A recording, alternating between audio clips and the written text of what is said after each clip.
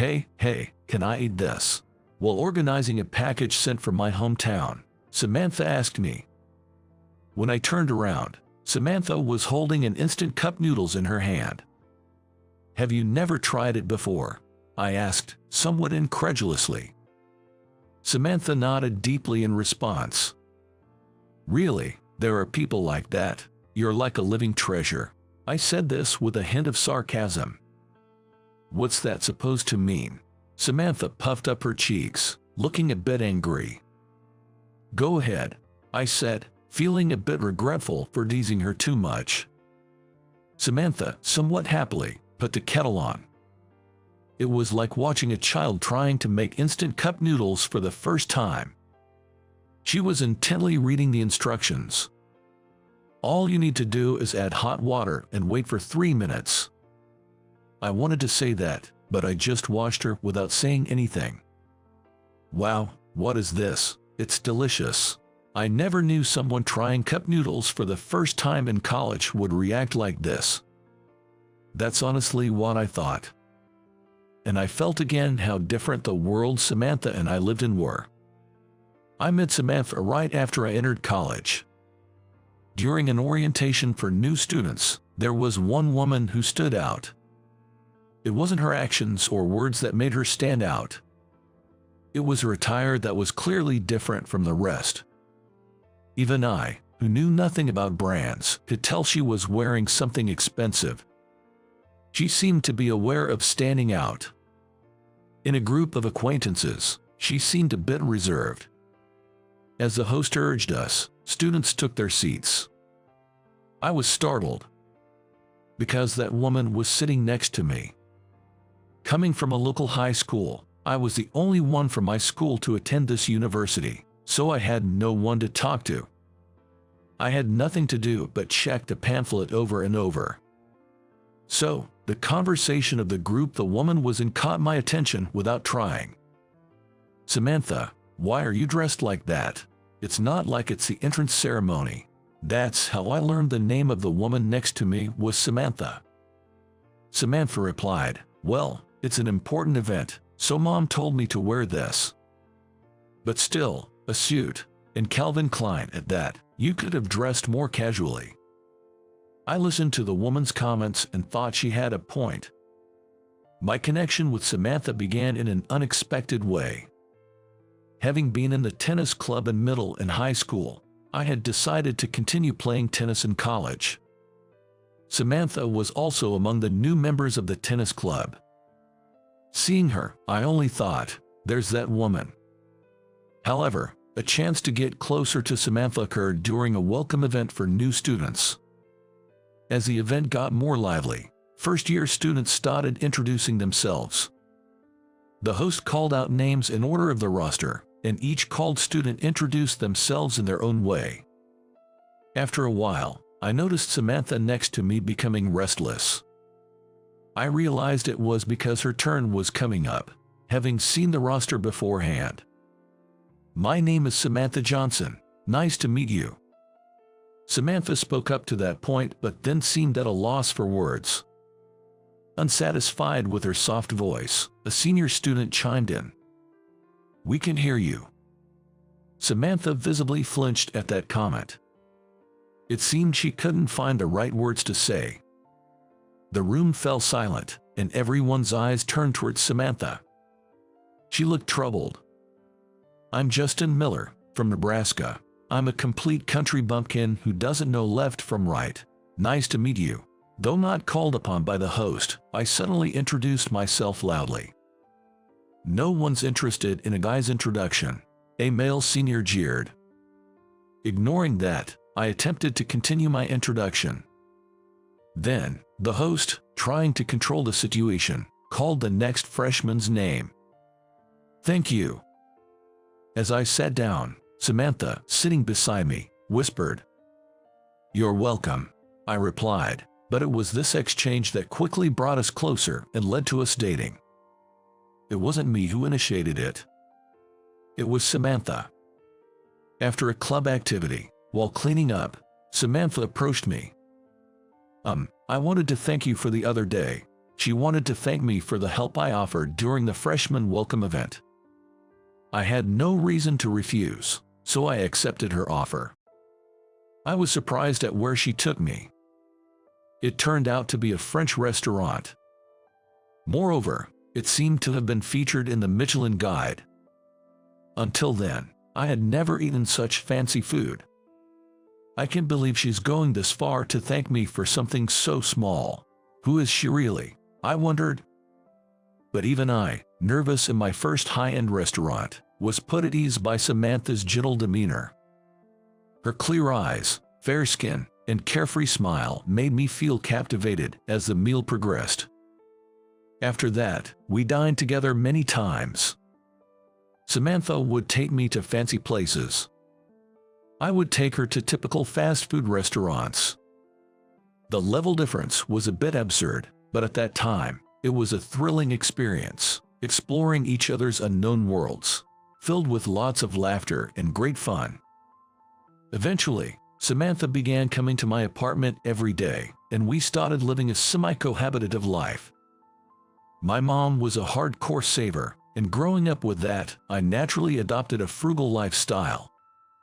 But living with Samantha, I keenly felt the differences in our family backgrounds. One time, "What are you doing? What does it look like? Cleaning. It feels good to do it every day, right? Why don't you just hire a maid?" And another time, "Hey, what are you doing? What, can't you see? I'm cooking. Aren't you hungry? You cook by yourself. That's amazing. You're like a chef." No, it's pretty normal. But the surprises didn't stop there. Her approach to my birthday gifts, Christmas presents, anniversary dinners, and such were way beyond what I could imagine. The amount she spent. No matter how much I worked part-time, I couldn't match what she was doing. "You don't have to spend so much money." I once said that. "I'm doing this on my own accord, so Justin doesn't need to worry about it," Samantha always answered nonchalantly. "How about coming over to my place this Sunday? My dad wants to meet you." One day in our junior year of college, Samantha suddenly said this to me. I was taken aback. Meeting her father, what did that mean? I knew Samantha was the daughter of a local construction company president and that she had an older brother by 2 years. But I had never met her parents. As I had started to think about a future with Samantha, I saw this as a good opportunity to get to know her parents and agreed to visit her family home. The day I first visited Samantha's family home, I hesitated in front of the building. It was a far more magnificent mansion than I had imagined. "What are you planning to do from here?"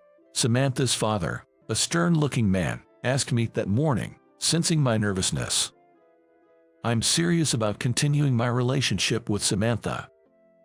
My voice was shaky as I replied, "No, what I want to know is not that. I want to know how you envision your future with Samantha." He probably wasn't fond of beating around the bush. Samantha's father asked me directly. "I plan to get a stable job, and once I'm settled, I hope to marry her in the future." Samantha looked surprised at first, then blushed and smiled at me. "I see, understood." Her father said nothing more after that. "You passed my dad's test, it seems," Samantha murmured on our way back from her home. I was puzzled, and she explained. "Dad brought out his favorite brandy, didn't he? He only drinks that on very special occasions. That he shared it with you means he's accepted you." Her words sobered me up completely. After graduating, I got a job at a public employment security office. Wanting to do something helpful for others, I consulted with seniors and career advisors before deciding. And in my 3rd year of working, I married Samantha. In hindsight, I suppose the root of all problems was my ignoring the obvious differences in our lifestyles. And it wasn't just with Samantha. I felt it with a wedding present from my father-in-law, too. That present was an apartment. Apparently, it was a property developed by my father-in-law's company, with the top floor of a 20-story building prepared for us. I repeatedly declined, saying it was beyond our means. However, my father-in-law told me, "You just need to become a person worthy of living in this apartment." I had no reply to that. Making the apartment in my father-in-law's name was the most I could resist. Samantha quit her job and became a homemaker. Though she worked at her father's company after graduating, I doubt she really did much there. As a homemaker, Samantha's lifestyle hardly changed from before our marriage. I made it a routine to call Samantha when leaving work. It was to encourage her to return home. Yet, she would return home around the same time as me, often even later than I did. Every day, she comes home with her hands full of ready-made dishes. These aren't bought on the way home. She brings them from her parents' house. "Every day you don't need to go that far.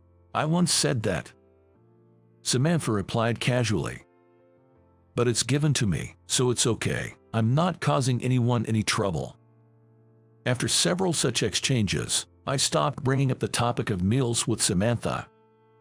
There was no sign she did any housework either. Concerned, I once asked her about it.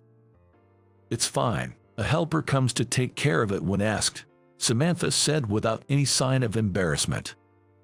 When we were dating, it was my place, so Samantha couldn't just let anyone in. But after we got married and she became a housewife, I thought she would naturally do the housework and take care of the home. However, the significant difference in values made me gradually feel distance from Samantha. One day, I asked Samantha how much we were spending each month. The amount she mentioned left me shocked. It was way beyond my salary.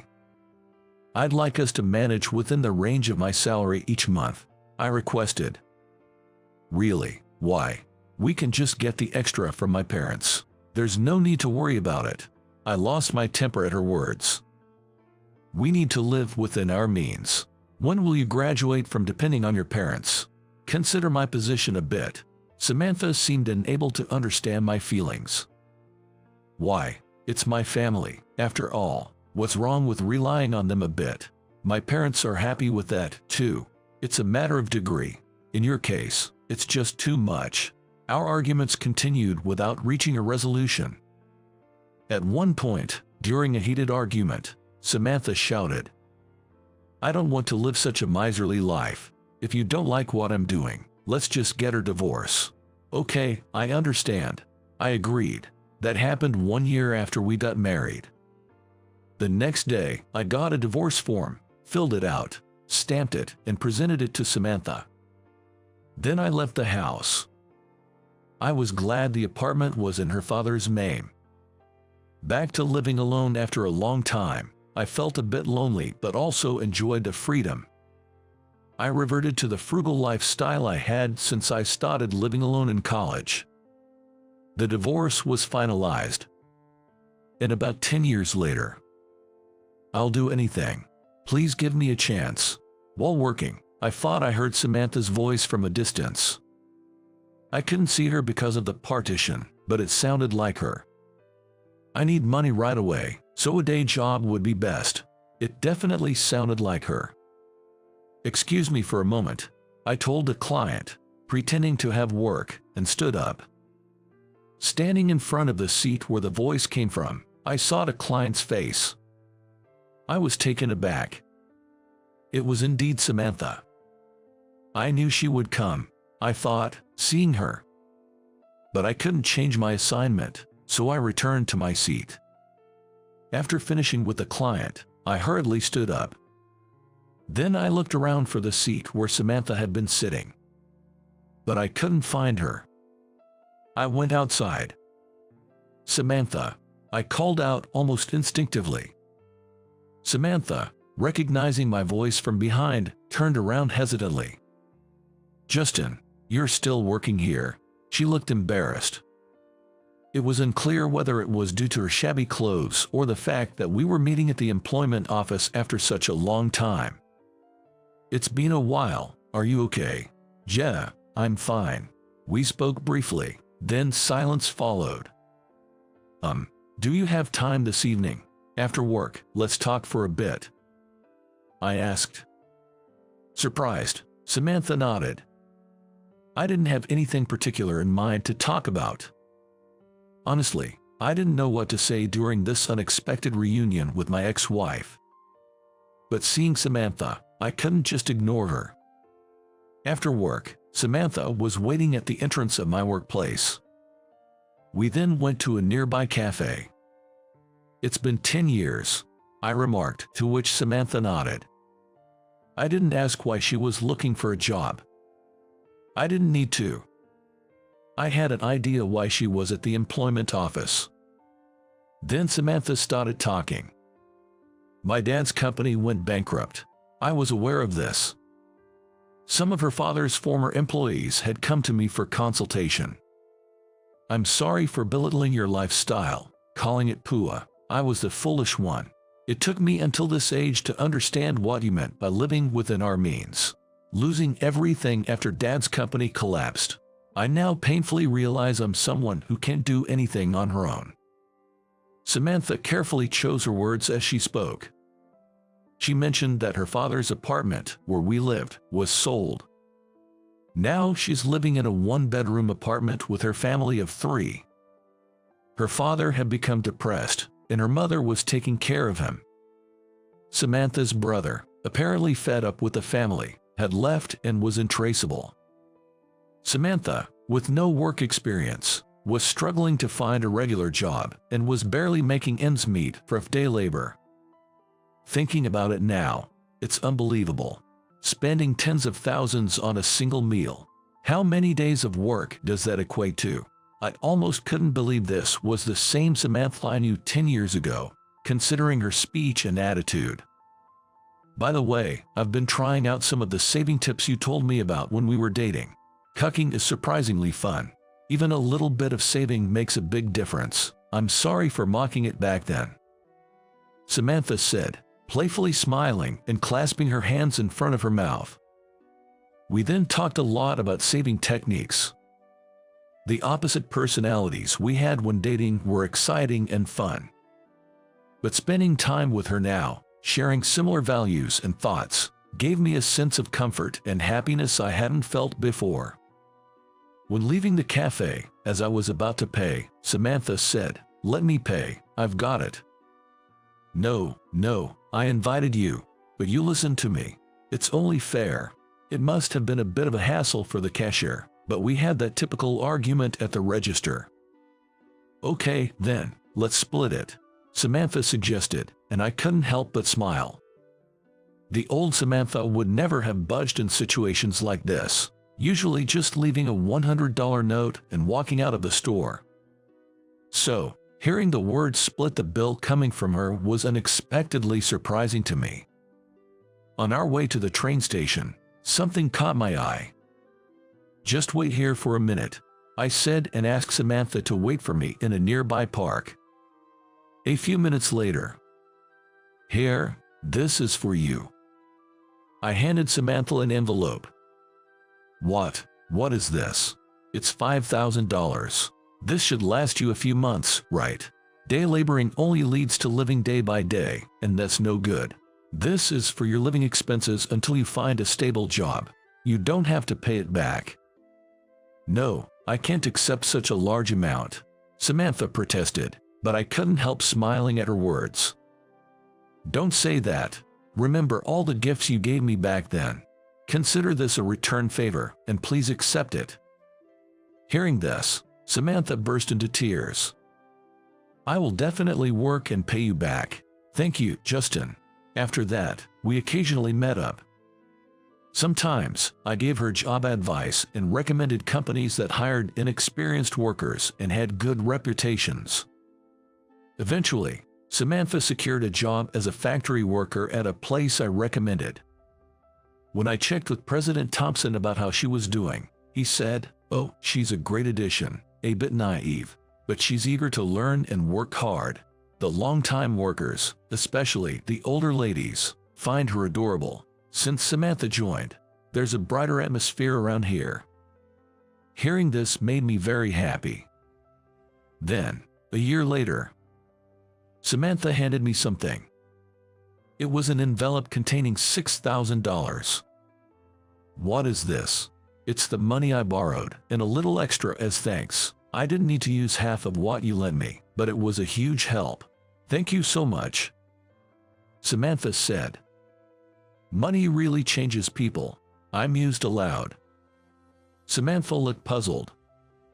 I was thinking about the old Samantha. Back then, she didn't appreciate the value of money because she never lacked it. Now, Samantha, having earned money through her own hard work, understood its importance. But deep down, she was always kind-hearted. Seeing this, I thought, maybe with the Samantha of now, we could start over.